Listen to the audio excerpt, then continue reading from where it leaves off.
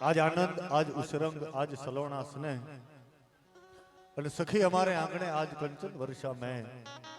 કારણ કે મારા દેશના સંતો બોલે કે એમ કે ત્રાહડનો ભરોહો કદી નો રાખીએ, ભાઈમાં કદી વિરોધ ન કરવો, મૂર્ખા હારે કદી વાદ ન કરવો, કદી ના નીચનો સંગ કરવો, અને પંગથમાં બેહતા અંતરનો પાડવું, જમવા કહ્યા વિન નકો જાઉં।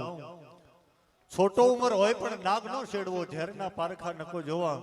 મારા દેશના સંતો બોલે છે કે આટલી રાખો ટેક અંગમાં તો શામળો રહેશે એના સંગમાં। पानी के जंतु कहाँ पहचानत ग्रीष्म की तपती गर्मी को, और केसर को करहूं क्या कीमत है न परिक जहां हरदी की। कायर को कसो है न परिकल सुरन को सुध है मर्दी की। बेदर्दी प्रबील लहे कहूं वो तो जानत है दर्दी दर्दे की। તમે જો સાહેબ કે પાણીમાં રહેવાવાળા જંતુઓને આકરા ઉનાળાના તાપ કેટલા વહમાં હોય એની ખબર હોય નહીં। રણમેદાન હું છે તો સુરવીર સમજી શકે, એને કાયરની ખબર હોય નહીં। અને બજારમાં જઈ અને જેને હળદરનો ગાંઠિયો મૂલ્યો નથી એ ક્યારેય પણ કેસરની કિંમતની ખબર નહીં પડે। અને દિલના દર્દ કોને કહેવાય તો દર્દી સમજી શકે, બે દર્દીને એની ખબર હોય નહીં। આજે આપણા આંગણે જેને કહેવાય કે રામદેવજી મહારાજનો પાઠ છે। આજનો મહિમા એટલે માત્ર ને માત્ર જેને કહેવાય કે જાગરણ કરવાનો મહિમા છે।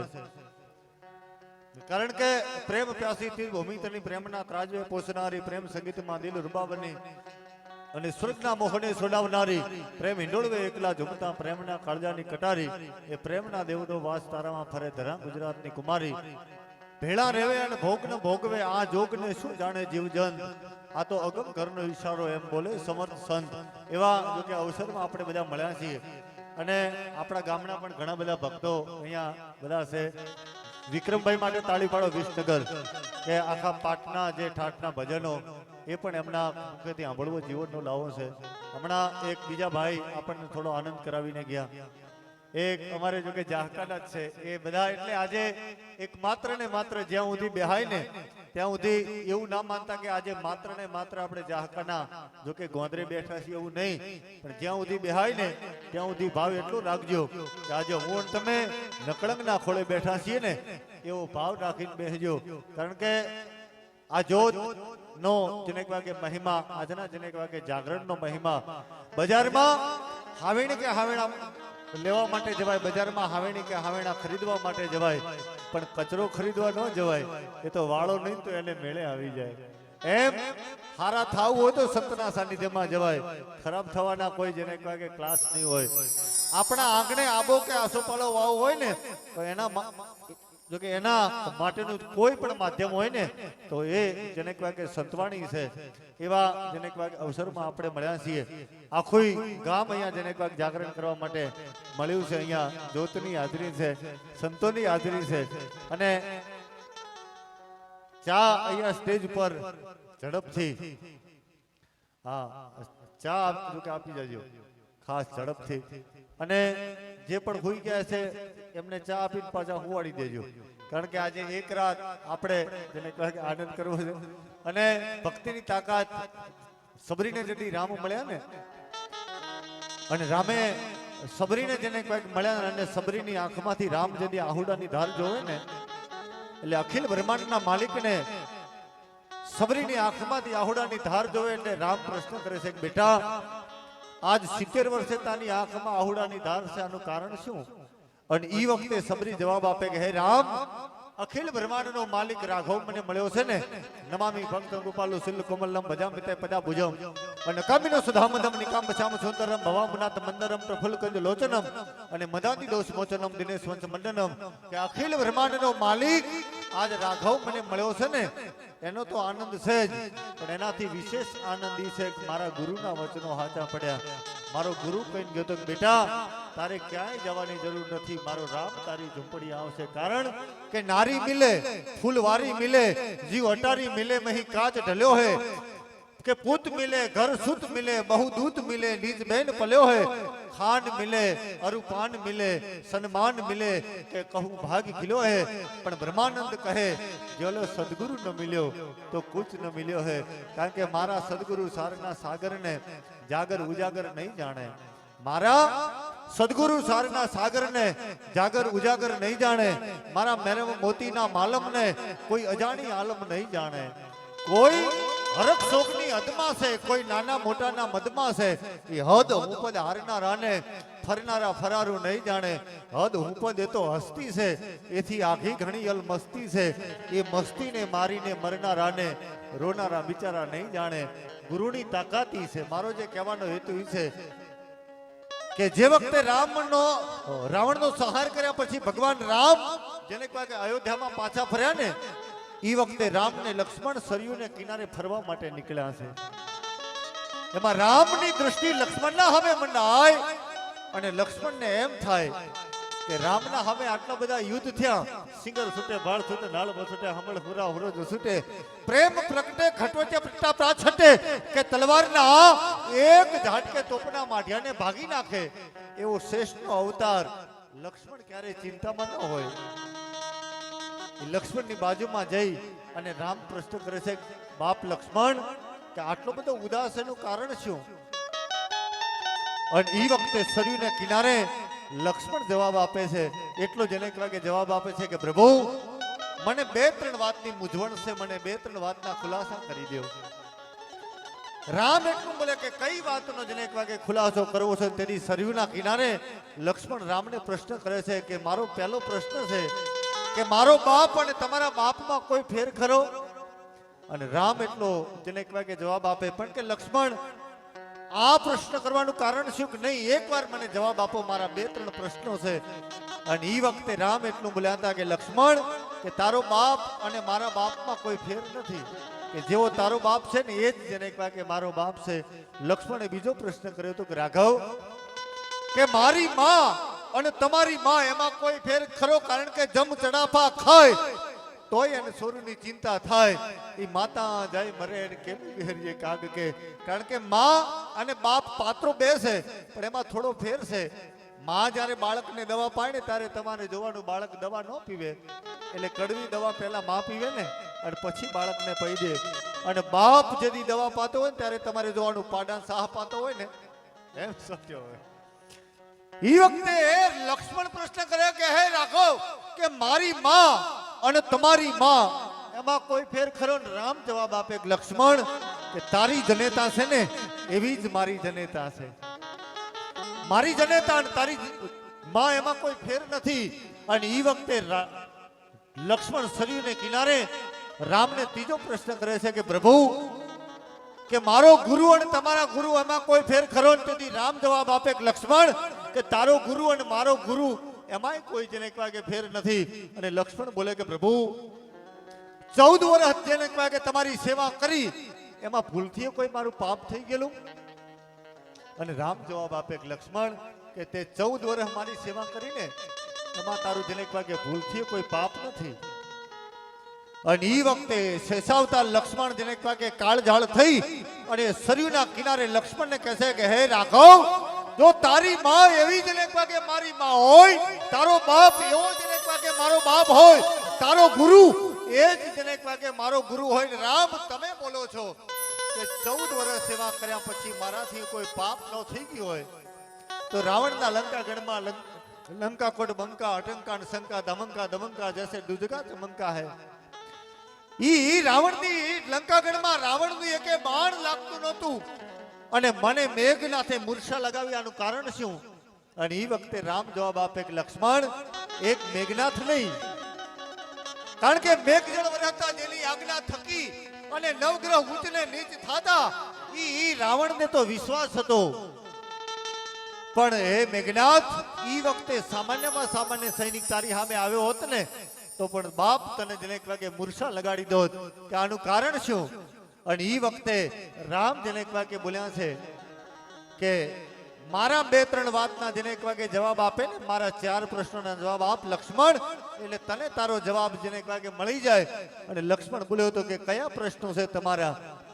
અને પહેલો પ્રશ્ન રાઘવે લક્ષ્મણને કર્યો છે કે લક્ષ્મણ વનવાસ દરમિયાન કોઈ સંતોના આશ્રમ આવ્યા હતા?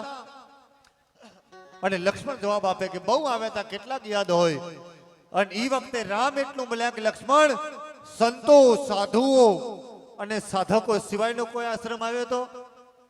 અને લક્ષ્મણ જવાબ આપે પ્રભુ એક આશ્રમ આવ્યો તો કે કોનો? તો કે સબરીનો આશ્રમ આવ્યો તો કે આપણે ગયા હતા સબરીની ઝૂંપડીએ? તો કે હા. અને કે સબરીએ તારું ને મારું સ્વાગત કર્યું હતું? તો કે હા, ફળ અને ફૂલને મારી કે તમારી સામે રાખ્યા હતા. રામ બોલે લક્ષ્મણ સબરીના બોરને ચાખ્યા હતા? અને લક્ષ્મણ જવાબ આપે કે પ્રભુ મને હૂંફ ચડી હતી કે એક એઠા સબરીના બોર કે તમારા ગળે કેમ ઉતરે, મેં એના બોરને ચાખ્યા નતા. અને ઈ વખતે રામ જવાબ આપે કે લક્ષ્મણ એ સબરી જેને કહે કે 7 વર્ષની હતી અને એના ગુરુ જેને કહે કે માતંગ બોલ્યા હતા કે બેટા તારે ક્યાંય જવાની જરૂર નથી, મારો રામ જેને કહે કે તારી જેને કહે કે ઝૂંપડી આવશે. એ 7 વર્ષની સબરી 70 વર્ષની થી ને લક્ષ્મણ, ત્યારે હું અને તું બે એની જેને કહે કે ઝૂંપડીએ ગયા હતા અને ચાંદીના પતરા જેવા વાળ લઈને આવી અને મારું તમારું સ્વાગત કર્યું હતું. લક્ષ્મણ એ સબરીના બોરને ચાખ્યા હતા. ઠાકર યમને મેલ માઠેલી એ તું છો એ કોલ નો બેલી, તારું લેણું હશે ત્યાં અમને તરશે નહીં કોઈ તર ભાર. હે ઠાકોર અમને મેલમાં ઠેલી, તું છો એકલનો બેલી. અને તેથી રામે કીધું છે ઝૂંપડીએ કોઈક તો જાજો એ એના મહેમાન તો થાજો. હોય ભલે નાની એ ઝૂંપડી અમારી આભ દેવડો આવકાર. એ તો પણ ભૂખ્યા રહી અને પીરહી દે આવા પ્રેમ ભીના પકવાન ઝૂંપડીએ. મારે ગજુભાઈ માટે તાળી પાડો. જો કે ગજેન્દ્ર કટારિયા તમે એના જો કે કારણ કે આપણા જો કે મારે વધુ નહીં પણ ઈ વખતે કીધું હતું કે તે એના બોરને ચાખ્યા લક્ષ્મણ. અને લક્ષ્મણ જવાબ આપે કે પ્રભુ એના બોરને મેં ચાખ્યા નથી. અને રામ બોલ્યા હતા કે આ ભૂલ તારે રણ મેદાનમાં હાલવી પડી છે, કારણ કે સબરીના બોરને મેં ચાખ્યા એની ભક્તિથી મને બખ્તર બની ગયું. રાવણના બાપની કોઈ તાકાત નથી. અને આવા જેને કહેવાય કે પાઠ હોતા ને, અને ઈ વખતે આપણા પાઠમાં જેને કહેવાય કે એક જો કે મારો જો કે કોઈ ગાવાનો વિષય નહીં પણ આવા પાઠના જેને કહેવાય કે પહેલાના સમયમાં 40 વર્ષ પહેલા પાઠમાં જેને કહેવાય કે ભાવગીતો ગાતા. પાઠના ભાવગીતો કેવા હતા? ખાસ તો જો કે ગજુભાઈને વિનંતી કરું કે મને તાલ આપે. આમાં જેને કહેવાય કે તાળીનો તાલ આપણા પાઠમાં કેવા કેવા પદો ગવાતા. કારણ કે આ જે પાઠ છે ને એ નર અને નારી આ પાઠમાં બેહી શકે, સજોડે બેહી શકે. એ જોડે નરવાંકા નર ને નારી નીલખામ જોની જોર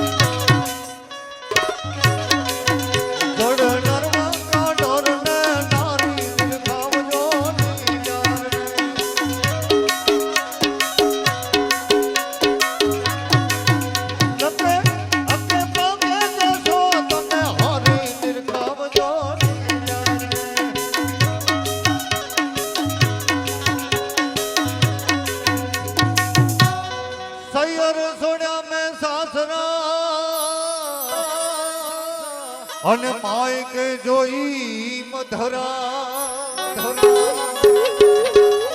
સૈયર છોડ્યા મેં સાસરા. અને માય કે જોજી મધરા આશરો છોડી અગ મેં ઉતરી એ જોડી જોતિયાની જડ નારી નિરખાવજો.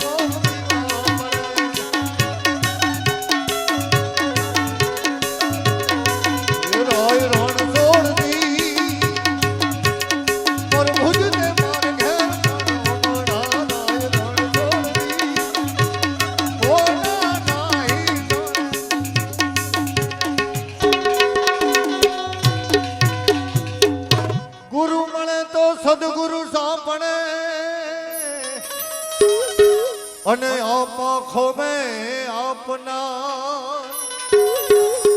સજાગે મનખો સુધરે એ હવે સમજી લેજો ને સારા નિર્ગાવજો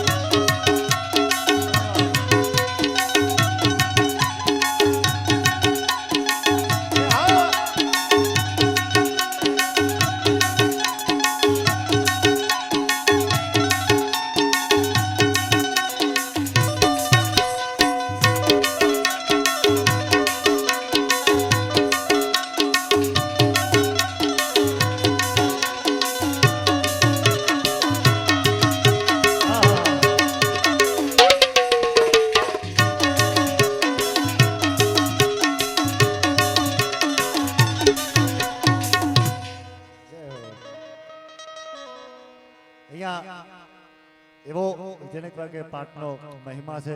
આપણે એવા જેને કહેવાય કે પાઠના ઠાઠના ભજનો ફરીથી આ જે પણ મિત્રો જાગરણ કરી રહ્યા છે ને નર ને નારી જબરજસ્ત તાળીથી આપણે બધાઓ કે આજનો મહિમા એ માત્ર ને માત્ર જેને કહેવાય કે જાગવાનો જેને કહેવાય મહિમા છે. ભક્તિના પ્રકાર 9 છે એમાં નવધા ભક્તિનો જેને કહેવાય કે મહિમા અહીંયા તમામે તમામ ને લાભ મળે એવી રીતે આજનો કાર્યક્રમ. બહેનોની સંખ્યા વધુ છે, તાળી પાડો. બહેનો એટલા બધા હોશિયાર છે જો કે સેલમાંથી 500 રૂપિયાનો હાડો લાવે એને 5 વર્ષ ઓઢે અને 5 વર્ષ હાડાને ઓઢ્યા પછી ફેંકી નહીં દેવાનો, એમાં જૂના કાપા ભરીને આપણને ઓઢાડવાના ગોદડા. જે ગાડલામાં ઉત્તમ માલ હોય ને એ તો ગાડલું જે કહેવાય કે પપ્પા માટે નોખું હોય પાછું. તમે જો સાહેબ, આ તો જો કે માત્ર યાદી કરાવું છું કે હાથમ આઠમનો તહેવાર હોય અને 18 આલમની દીકરીઓ જેને કહેવાય કે મળે અને કનૈયાના મંદિરે કે શિવના મંદિરે કે રામના મંદિરે જાય અને ત્યારે કનૈયાને કેવો જો કે યાદ કરતા આ જે છે ને ગીતો જે આપણા બહેનો ગાતા ને એક જ લાઈન મારે ગાવી છે, પણ એ ક્યાંય પણ તમારા આજના ઇન્ટરનેટમાં નહીં મળે. કેવા હતા? એ મારા વાલાને સોળ સોર ગોપીઓ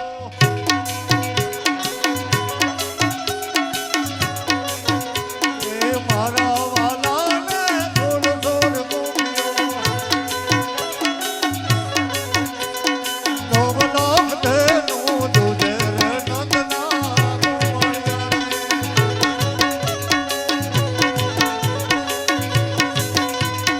ભૈરે સાગરની વાલા મોટકી મંગાવો,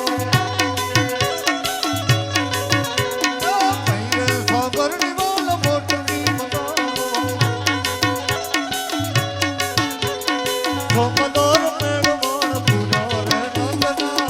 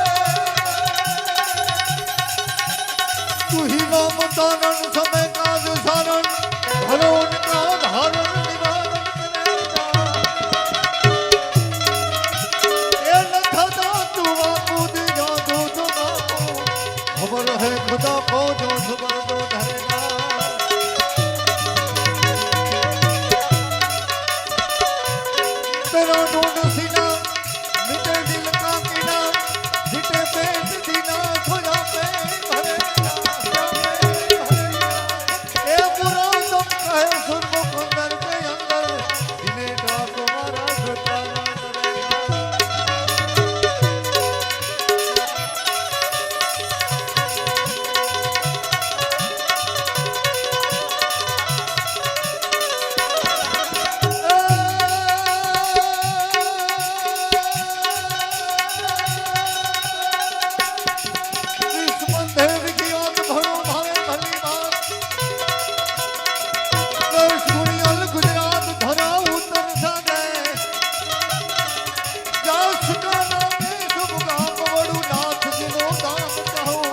जंगल में ठाम जगर यमरा गए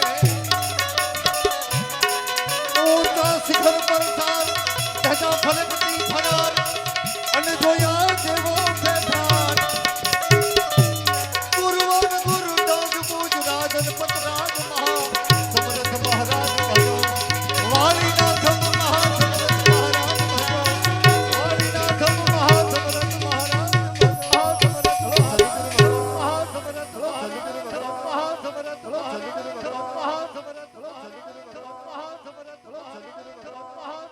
અશોકભાઈને આપણે વિનંતી કરીએ જો કે આપણા ગામનો સોડ છે એનો જેને કોઈ કહું છે સંતવાણીના દોર તરફ હવે આપણે જવું છે જબરજસ્ત તાળીથી આપણે વધાવી અને સંતવાણીમાં આજે જાગરણ છે ને આજની તારીખ લખી લેજો આજનું જાગરણ એ 100% મારો નાથ લેખે લેહે એટલે જે પણ મિત્રો જાગરણ કરી રહ્યા છે આ એક બહુ જેને કોઈ મોટો મહિમા છે જેવો તેવો નહીં only man is born crying life is complain and death is push to stage Peaceful seed is not creative bed simmer.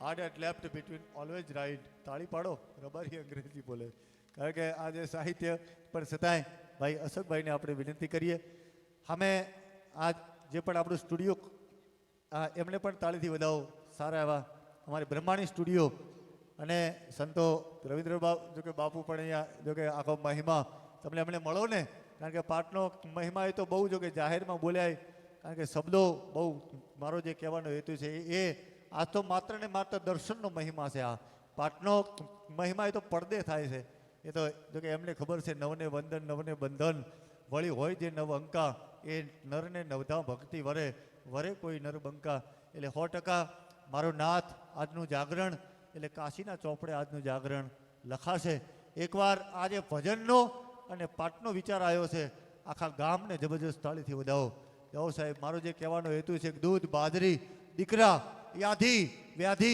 અને ઉપાધિને મટાડવી હોય ને તો એના માટેનો એક જ માધ્યમ છે એટલા માટે ભાઈ અશોકભાઈને વિનંતી કરીએ દોર લઈ વધારે